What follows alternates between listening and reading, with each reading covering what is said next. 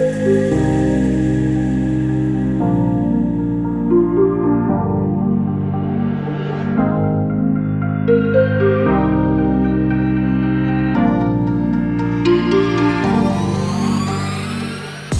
all the 3-year-old stores that I buy from the sales all come to Charlie and Francesca Poste here at Station House Stables to get broken in, obviously learn their trade here, get ridden up the gallop and learn to jump.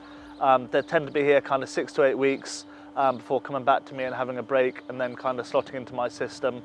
I've sent horses to them since day one. They do a very, very good job. We work closely together and we've seen some very good results on the racetrack through having such a close relationship.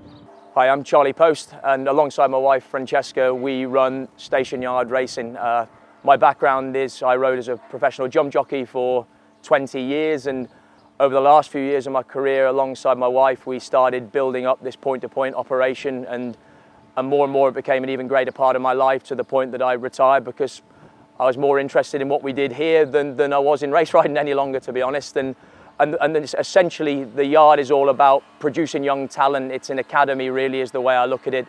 We, through point-to-pointing, we produce young horses like they would in Ireland to win and sell for profit. And also we break in horses for a number of professional yards and teach them their first steps of being ridden and see them on their way to hopefully having fantastic careers in professional racing. One of our biggest clients is Olly Murphy. He's been one of my best mates for a long time. He trains 15 minutes from here. And certainly over the last few years since he set up training, we've broke in the vast majority of his incredible string of horses, Thomas Darby amongst them. And through that, it's been incredibly exciting for us all here to see these young horses develop their careers in professional racing.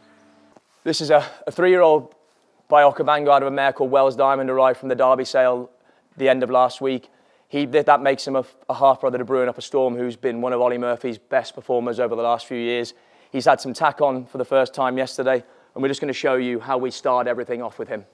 And at this stage, we just start off with the one pad, just to keep things simple. I don't want too much equipment on him. Having the saddle sat up too high makes my job, once I start riding him, more precarious.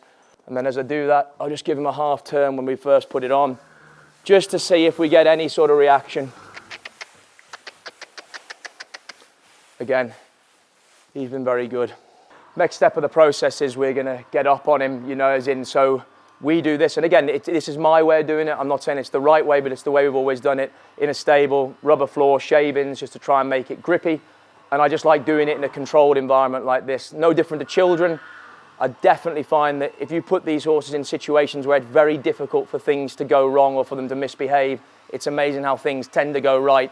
And if we get it right over this early stage, everything flows from there. These first few moments are pivotal, because if they have a good experience, everything becomes way easier moving forward.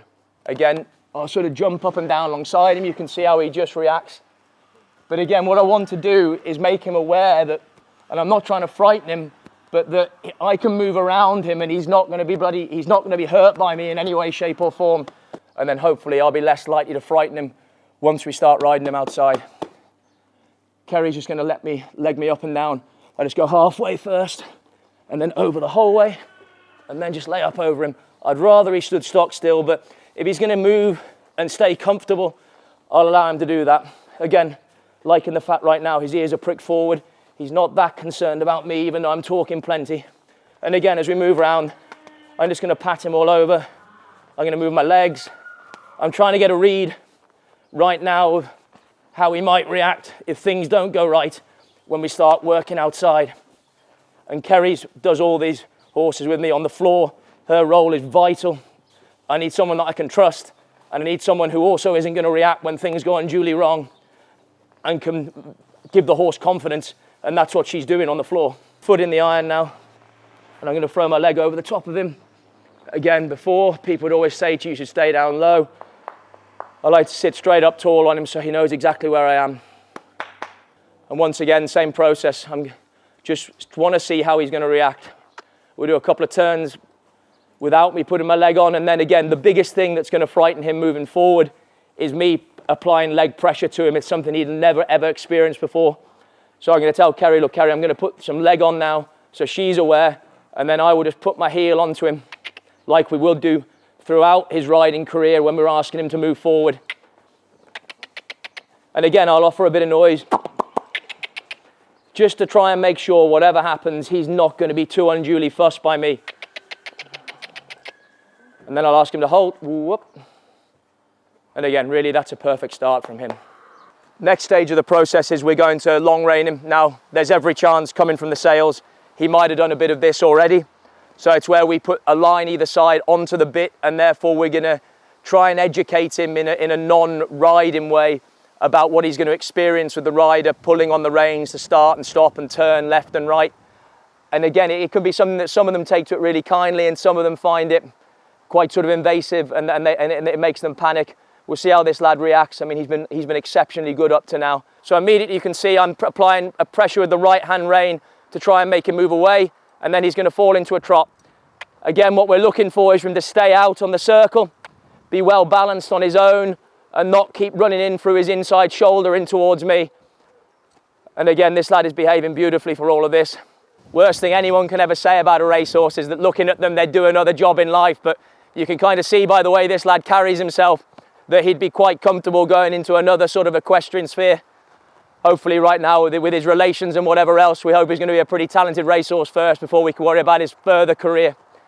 And again, I really like to see the fact that he's standing still, not trying to shift away from me. And again, I'll just give him a little stroke, a little pat. And again, like we did in the stable, just jump up alongside him. You can see he's slightly tentative. Little pat on the saddle, good boy. Good lad. And then we'll ask him to move away again. Ooh, now. And we'll ask him to change direction. Come round. And there we go. And off he goes again. Again, he's very much a credit to whoever's prepped him for the sale. You know, he's very well balanced, and he's very sort of responsive in everything that he does. And just so you can see that the formative work that's been done prior to here has been well worth it, and it's going to make Kerry and my job a lot easier. At this stage, it's all about being judged by him, and the process that we're showing you that he is going through really nicely in one session could be repeated over a week if that's what we thought, and we'd never move on from one stage until we felt that they were completely comfortable with everything. Again, we'll jump up and down, and again, Kerry then just going to leg me up and lay over him. Good boy. So we pause, just let him take a breath. I give him a pat, and now we're going to move forward. Good boy.